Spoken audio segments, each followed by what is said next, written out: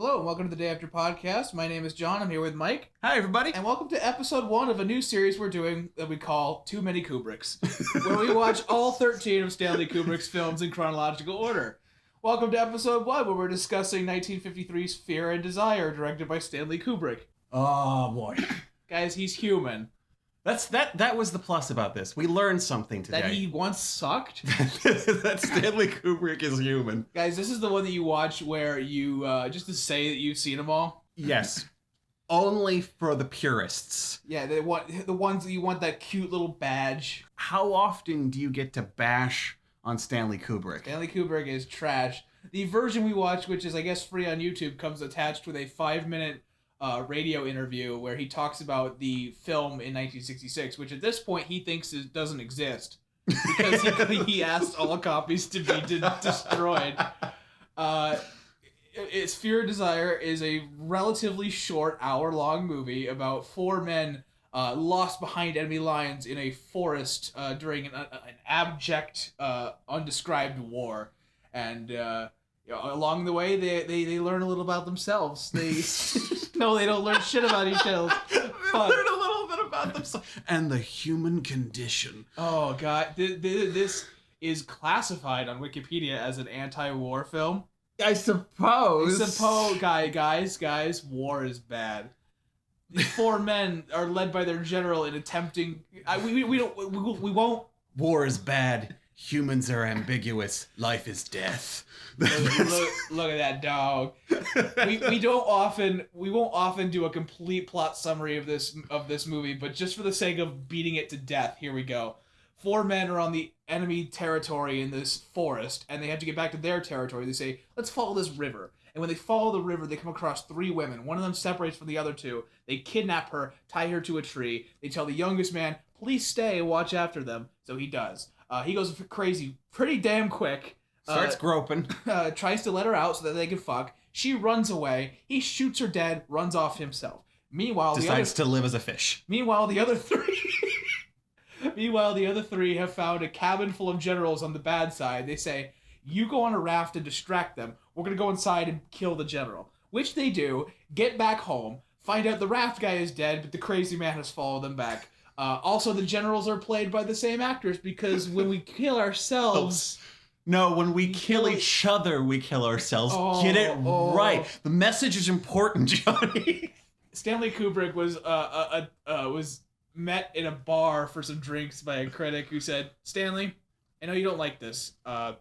It's too good to call arty. There's too many good things going on here. So, we need to start ranting. I will say some good things, but first, God, there are so many things bad about this. The script is awful. The editing is awful. The acting is awful. It's an hour long. But it's too long. It's too long and an hour long. It's slow as hell. Like the last 15 minutes, I was thinking this has only been 15 fucking minutes. Oh shit! It doesn't know when to cut. It doesn't obey the 180 rule. Constantly, there are shots of a person's face for no reason. There are shots that don't littered throughout. Yeah, there are shots that either I could see a shot for like 8 frames would be fine. For like more than a second would be fine. But there's like these weird 15, 16 frame shots. That's so out of place. It's not a whole number of beats, but it cuts there and then it cuts back. You asked yourself at the top of the movie, is this dubbed? Yes, and you can tell that frequently they did not get quality sound coverage, so they had to dub over it again. With the airplane that goes, yeah. No, it was more like like a supersonic kids blowing at the mic. It was. The music is awful. The music is trying its best to do 150% of the work.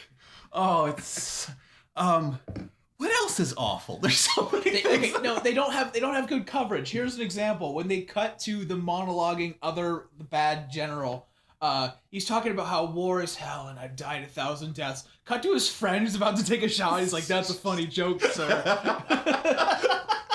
You could definitely, like, this film is so instructive on how difficult it is to just be a mediocre movie. Because I could tell that when Kubrick went into the editing room, he thought he had more footage. Ooh, yeah. Which is fucking baffling because we have... When you use footage, it's hard to duplicate footage. Almost impossible in this day and age because this came out in 1953. We got fucking probably 5 minutes or more of the men pacing the front lawn.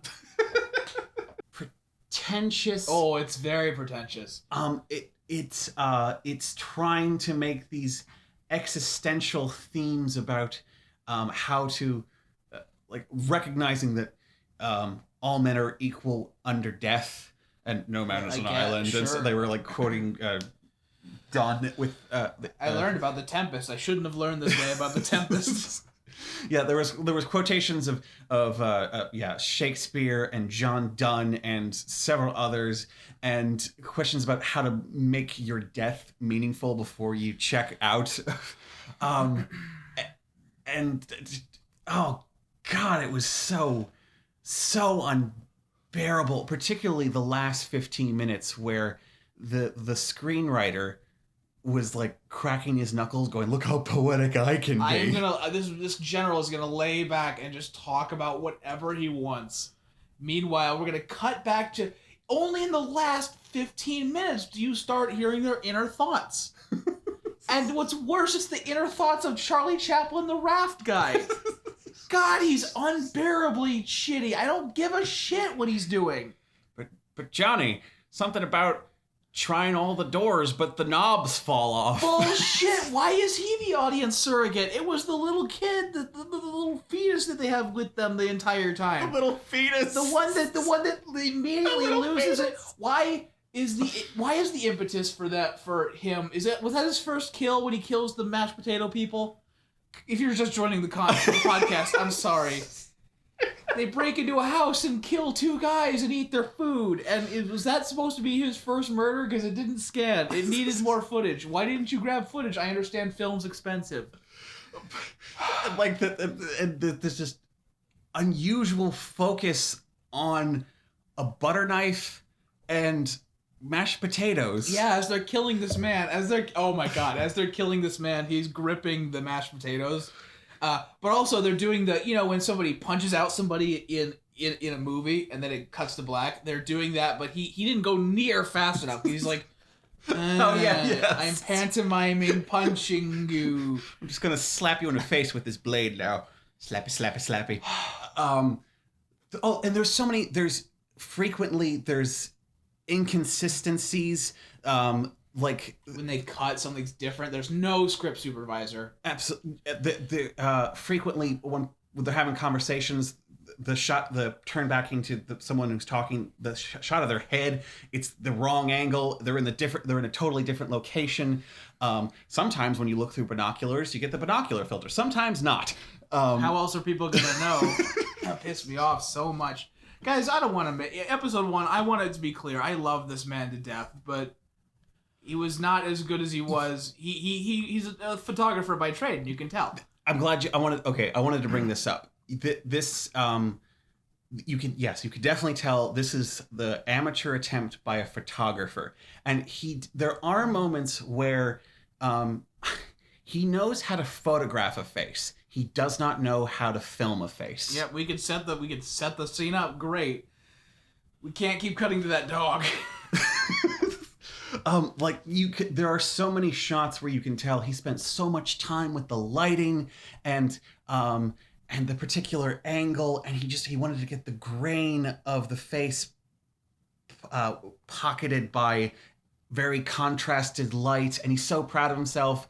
But he just keeps using that same shot again and again and again and again and again. But when he with photography, you set up, you get one great shot, and you're done. His workflow didn't yet adhere well to film, because with film, you have a very limited time to set up each shot, but you have time to set up each shot. He's not used to the fast workflow of having to, let's set up the shot, get it. All right, let's set up the shot and get it. Like if you're a wildlife photographer and you're waiting for a whale to breach, you could be there all the time with all the right apertures and focus lengths, waiting for that whale. It's a much more meditative, preparatory synonym profession, and he doesn't quite know yet how to do this. And in the interview at the beginning, he said, I thought you could make a lot of money making a movie, so, me and my girlfriend at the time and a bunch of guys, most of them sucked, we went out into the woods and filmed some.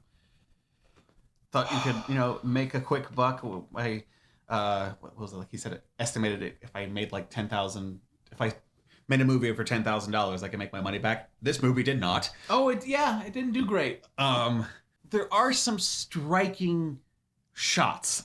Never a striking scene. Not really. For me, the most. I like how he frames a face. Yeah, for me. That's the things I like the best were the faces. I like the faces. No, but what gets me is if there's any good scene, I'm gonna try to turn around, say positive things, because he's made a lot of my favorite movies. Is when the man has run off and the girl's been shot and the three of them are sitting against a tree wondering what to do and kind of talking it out. That's nice. They're quiet and they're like, what do we do? One of the guys probably dead. I don't know. And the music is going wee wah wah wah.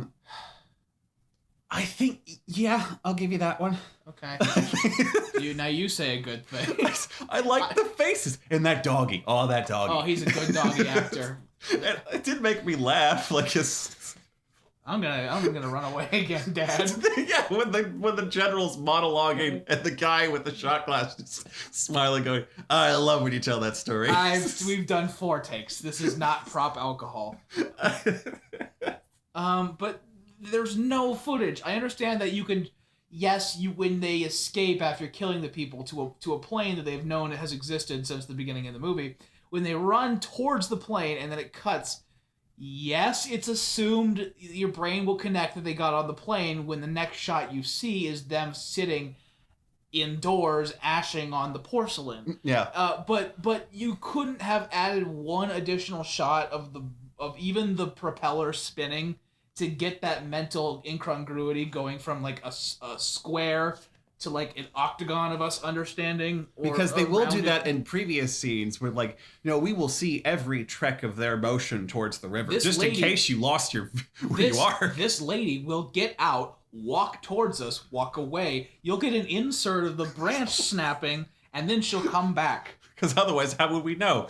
And I was so used to this training wheels, this like editing training wheels, very badly put together, but nonetheless there. That at the end, when the plane goes away and they get back home, and then they're all of a sudden back waiting for him. I thought, wait, we were looking at the right people? I was confused. Yeah.